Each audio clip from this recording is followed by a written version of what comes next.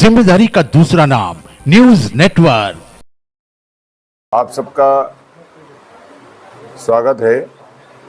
Bharatiya Janata party की जन आशीर्वाद यात्रा 4 सितंबर से प्रारंभ हुई थी और इस यात्रा को उज्जैन यात्रा क्रमांक 4 उज्जैन नाम दिया गया है। पिछले 3 बार से भारतीय जनता पार्टी एक ही जन आशीर्वाद यात्रा निकालती थी और हम 150-60 विधानसभाओं तक जाते थे और इस बार पार्टी ने तय किया कि 5 यात्राएं निकाली जाए और मध्य प्रदेश की कोई भी विधानसभा जन आशीर्वाद यात्रा से अछूती ना रहे। ऐसा कार्यक्रम, ऐसा प्रोग्राम पार्टी ने बनाया।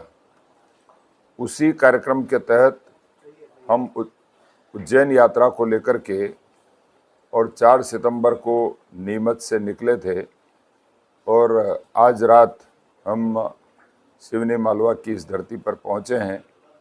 कल जब हमने हरदा जिले में प्रवेश किया था तो हरदा विधानसभा, उसके बाद में टीमरनी विधानसभा और सिवनी मालवा विधानसभा में हमने प्रवेश किया। हरदा में हमारी बड़ी सभा रोड शो था। रोड शो के बाद में बड़ी सभा हुई है जिसमें हमारे असम के मुख्यमंत्री हेमंत विश्व शर्मा जी उस सभा को संबोधित करने आए थे। कल की यात्रा का हमारा नेतृत्व कर रहे थे हमारे साथ हमारे पूर्व प्रदेश अध्यक्ष और भारतीय जनता पार्टी के वरिष्ठ नेता आदरणीय प्रभात झा जी। मैं आप सब मित्रों को बताना चाहता हूं कि 7-8 सितंबर से पानी प्रारंभ हुआ है और जब से बरसात प्रारंभ हुई है तब से भी और उसके पहले भी अपार जन सैलाब उमड़ करके और जन आशीर्वाद यात्रा को आशीर्वाद दे रहा है। महिलाएं, बच्चे, नौजवान सभी का अभूतपूर्व समर्थन हमारी इस जन आशीर्वाद यात्रा को मिल रहा है।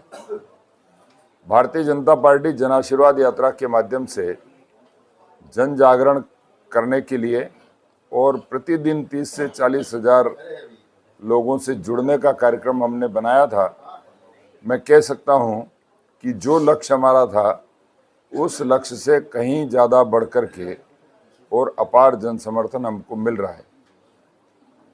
लगभग 50,000, 60,000, 70,000 लोगों तक हम प्रतिदिन जुड़ रहे हैं और प्रतिदिन 60-70 हजार लोगों से जुड़ कर के भारतीय जनता पार्टी की मध्य प्रदेश सरकार का रिपोर्ट कार्ड,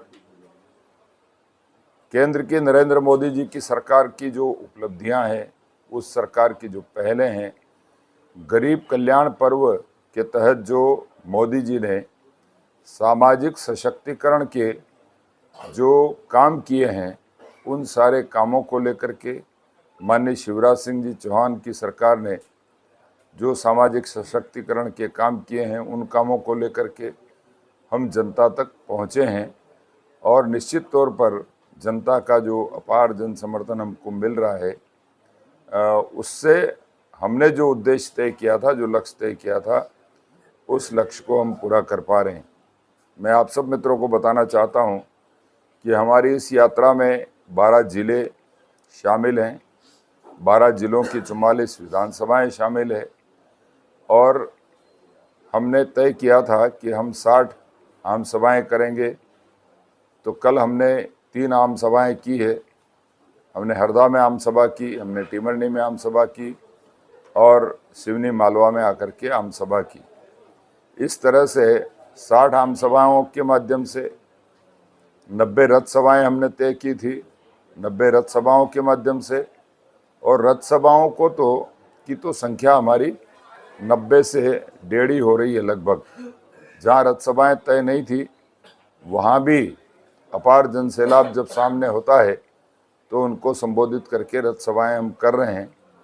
300 हमने स्वागत सभाएं तय की थी, तो स्वागत के स्पॉट भी हमारे बढ़ रहे हैं। काफ़ी जगहों पर लोग एकत्रित होकर के और इस आशीर्वाद यात्रा को अपार आशीर्वाद दे रहे हैं।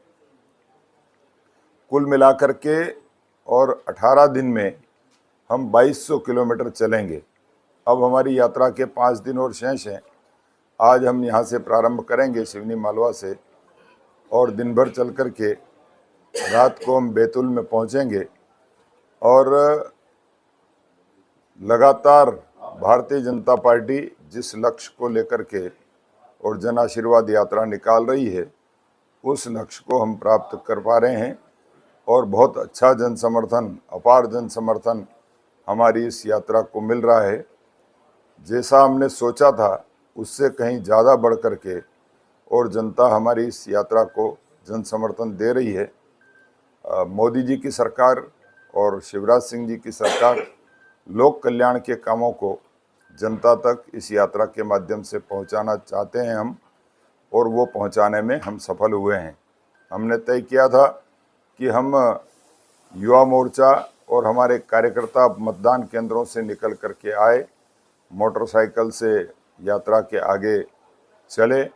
हर मतदान केंद्र से 10 मोटरसाइकिल 20 कार्यकर्ता निकले। उस लक्ष्य को भी हम हासिल किया है हमने, और हमारी ये जन आशीर्वाद यात्रा बहुत सफलतापूर्वक अपने लक्ष्य को प्राप्त कर रही है। मुझे यात्रा के बारे में आप सभी मित्रों को यही बताना था। बहुत बहुत धन्यवाद। भारत माता की जय। यात्रा को समर्थन भी मिल रहा है लेकिन कई जगह विरोध भी देखने को मिल रहा है और ऐसी स्थिति भी बनी है, उसको लेकर देखिए, कांग्रेस जो है, जब भारतीय जनता पार्टी की जन आशीर्वाद यात्राओं में अपार जन सैलाब जब उमड़ता है तो कांग्रेसी जो है तालिबानी सोच के साथ यात्रा का विरोध कर रहे हैं। ये हमारा राजनीतिक कार्यक्रम है, भारतीय जनता पार्टी का कार्यक्रम है, इसका विरोध कांग्रेस ने क्यों करना चाहिए? लेकिन कांग्रेसी जो पथराव जम्मू कश्मीर में करते हैं लोग, उसको अपना करके और कांग्रेसी उसी मानसिकता में आकर के और भारतीय जनता पार्टी के कार्यक्रमों का विरोध कर रहे हैं। तो कांग्रेस करे, ये कांग्रेस का काम है। जनता तो हाथों हाथ ले रही है यात्रा को, जनता तो खूब आशीर्वाद दे रही है। कांग्रेसियों से अपेक्षा भी नहीं है कि वो आशीर्वाद दे, और उनके आशीर्वाद की आवश्यकता भी नहीं है। इसलिए वो व्यवधान पैदा करना चाहते हैं, और व्यवधान पैदा करके यात्रा को बाधित करना चाहते हैं। उनके मंसूबे कभी भी पूरे नहीं होंगे।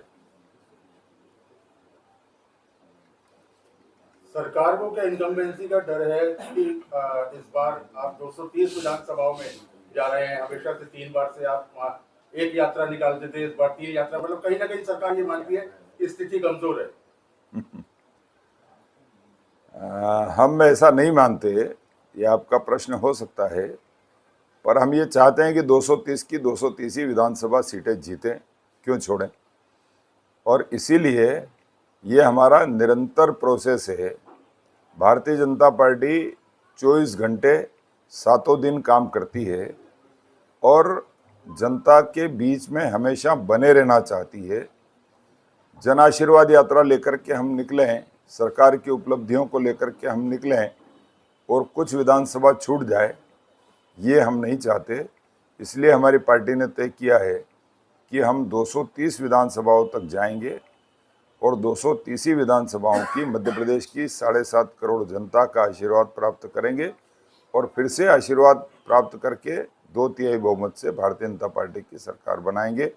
इसलिए 5 यात्राओं के माध्यम से हम हर विधानसभा में पहुंचने का काम कर रहे हैं।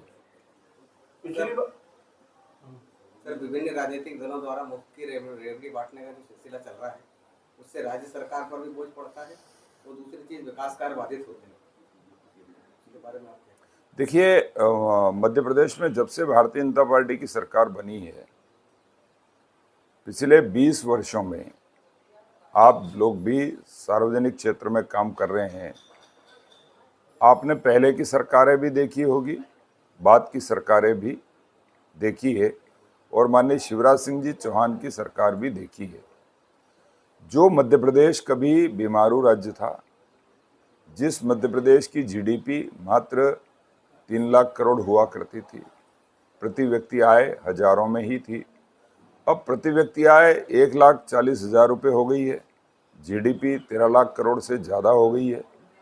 और ये मुफ्त की रेवड़ी बांटने की जो बात करते हैं, आप बताइए कि कोई दीर्घकालिक जो योजना है दीर्घकालिक योजना में और रेवड़ी में अंतर होता है। रेवड़ी तात्कालिक होती है और सामाजिक सशक्तिकरण की जो दीर्घकालिक योजनाएं होती है वो लोगों के जीवन को बदलने के लिए होती है। उसको ऐसा नहीं कहा जा सकता है कि वो तात्कालिक है, क्योंकि मध्य प्रदेश के मुख्यमंत्री माननीय शिवराज सिंह जी चौहान ने जितनी योजनाएं बनाई है वो लोगों के जीवन में बदलाव लाने के लिए बनाई है और उसका असर भी हम सबको दिख रहा है कि मध्य प्रदेश की प्रति व्यक्ति आय बढ़ी मध्य प्रदेश में, और मध्य प्रदेश एक सशक्त राज्य के रूप में पूरे देश के नक्शे पर उभरा है। इसलिए जिसको जो कहना है वो कहे, लेकिन भारतीय जनता पार्टी की मध्य प्रदेश की सरकार और केंद्र की सरकार सामाजिक सशक्तिकरण की दिशा में काम कर रही है। इसलिए हम कह सकते हैं कि ये लोगों के जीवन के बदलाव के लिए योजनाएं लाई जा रही है, ये तात्कालिक नहीं है। कांग्रेस आरोप लगाती जैसे ही चुनाव आते भारतीय जनता पार्टी हिंदू मुसलमान करना चालू कर देती है। हमने थोड़ी कहा है कि सनातन को समाप्त कर देंगे। दयानिधि ने कहा और दयानिधि के साथ गठबंधन है कांग्रेस का, और कांग्रेस के खरगे का बेटा कह रहा है कि सनातन को समाप्ति कर देना चाहिए, सनातन देश में ठीक नहीं है। तो हिंदू मुस्लिम हम कर रहे हैं कि कांग्रेस कर रही है? ध्रुवीकरण का काम तो कांग्रेस कर रही है कि मुस्लिमों को अपने साथ मिला करके अपनी ताकत को बनाए रखा जा सके। जब वो सनातन पे आक्रमण करेंगे, जब वो देश की संस्कृति पे आक्रमण करेंगे, तो भारतीय जनता पार्टी अपनी संस्कृति का संरक्षण नहीं करेगी, सनातन का संरक्षण नहीं करेगी। ये कैसे हो सकता है? मतलब भाजपा इस बार विकास के नाम पर नहीं, सनातन के नाम पर चुनाव लड़ेगी।